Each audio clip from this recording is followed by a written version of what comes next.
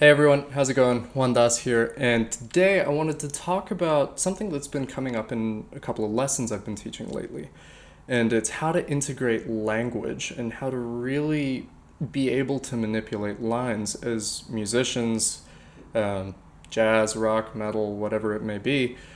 You're taught to emulate your heroes, transcribe solos, learn songs, learn licks, lines, phrases, whatever, but we aren't really taught how to properly integrate a lot of it. And I know in my case, sometimes that would just mean playing a solo by memory or by rote until I eventually figured it out and eventually memorized a couple of things, but I still wouldn't be able to force it, or rather, use it in my playing, and anything I tried using would sound forced. So I wanted to share you guys kind of a broken down step by step process of how I try going about integrating new ideas into my playing. Gotta love noises like that, and this apartment building is super fun. So, when it comes to actually learning this, let's say we have to establish we have some material. So, let's start with a 2-5 line. Simple 2-5 line, key of C, D minor 7, G7, or whatever C major voicing you want to use. So 2-5-1, and we've got a line. Now let's say you can play this line to some capacity, but you haven't really done any work on it other than just playing it. So the first place to start is actually establish what is happening in this line. What's going on? So first we know the context, it's a 2-5-1. What note does it start on? It starts on a D, which is the root of the 2 chord. Remember this because that's actually going to be important for what's coming up. So root of the 2 chord, it ascends the 2 chord, so it goes up a D minor 7 arpeggio, then resolves to the 3 of the 5 chord, and try do this with intervals as best as you can rather than actual note names. To the 3, and then off the 3rd we play a diminished 7 arpeggio to get the flat 9 interval of the 5 chord, and then resolve to the 5 of the 1 chord. Pretty simple, but just by doing that alone, we've established a couple of things. One, we now have a greater understanding of how everything's kind of relating to the actual harmony. We actually have an intervallic relationship, which is training our ears. We're also training our ears to hear resolutions, namely the 2 to the 5, right? Flat 7 of the 2 chord, going to the 3 of the 5 chord, and the flat 9 of the 5 chord going to the 5 of the 1 chord. So we're training that, and now we're also laying the groundwork for being able to move this stuff around at will, which actually gets into my next point. Now from here, a lot of people would go, okay, learn this in 12 keys, which is fantastic. I'll get to that in a bit.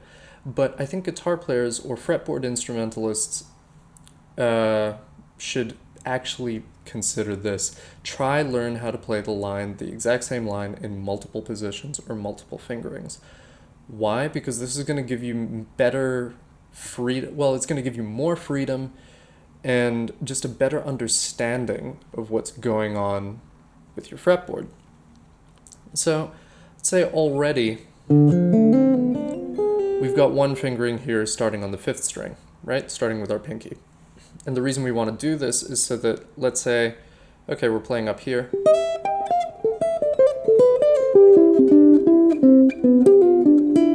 We don't have to go all the way down here to play this line. We can play the line here. That's another fingering. Okay, can I try another fingering starting off the 6th string? Okay, I can end there, or I can end here. Which will actually, that's a good one to know, just so you have like a launching pad, if you will. Right? Can we do the same thing on the 5th string again? Oh, that's actually really good for a minor 2-5, but also that's another thing you can do, try do mirror images. So if you play something in major, try tweak it so that it becomes minor and vice versa. So, okay.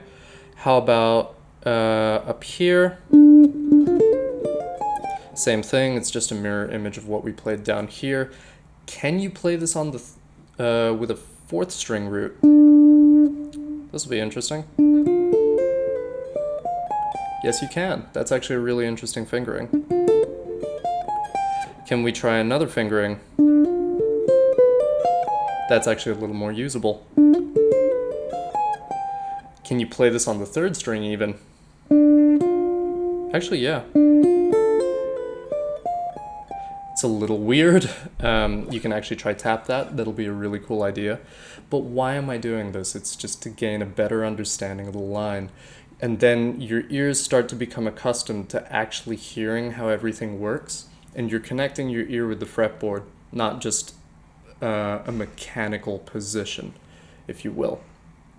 So then this leads me to the 12 keys principle, which we're all taught about. It's just play it in all 12 keys. But how can you go about that?